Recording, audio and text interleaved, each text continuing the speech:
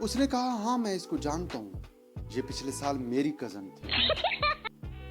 جہاں شہر اور دیہات کے درمیان سہولیات کی وجہ سے بہت زیادہ ڈسٹینس ہے، وہیں پر شہری لوگ عمومی طور پر دیہات کے لوگوں کو جہاں دل کے لحاظ سے سادہ سمجھتے ہیں وہیں عقل کے لحاظ سے بھی سادہ ہی سمجھتے ہیں۔ لیکن بات کی جائے دیہات کے لوگوں کی تو دیہاتی عمومی طور پر پینڈو تو ہیں ہی، مگر جہاں بات عقل کی آتی ہے تو اتنے بھی سادہ نہیں۔ اب ایسے ہی ایک واقعہ ہے پرانے زمانے کا کہ جب چاچا نواب کسی دور دراز شہر کے اندر پڑھنے گیا۔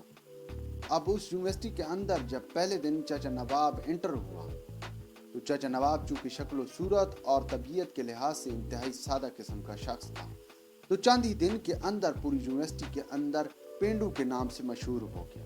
اب جہاں تک چاچا نواب کی اپنے گاؤں کے بارے میں بات کی جائے تو اپنے گاؤں کے اندر چاچا نواب کو نبو کے نام سے جانا جاتا تھا۔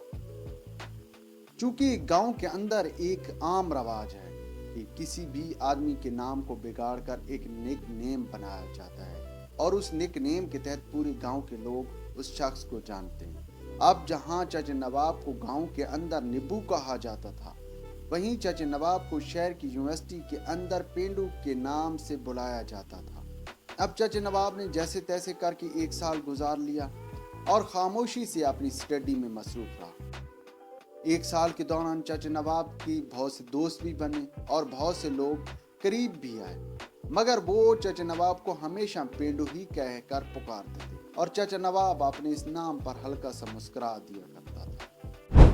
خیر ایک دن چاچا نواب گراؤنڈ کے اندر بیٹھے تھے کہ اس کا ایک جگری یار اپنی ایک لڑکی دوست کے ساتھ آئے اور چاچا نواب کو اپنی اس دوست کے ساتھ متعارف کروانے لگا کہ یہ میری کزن ہے۔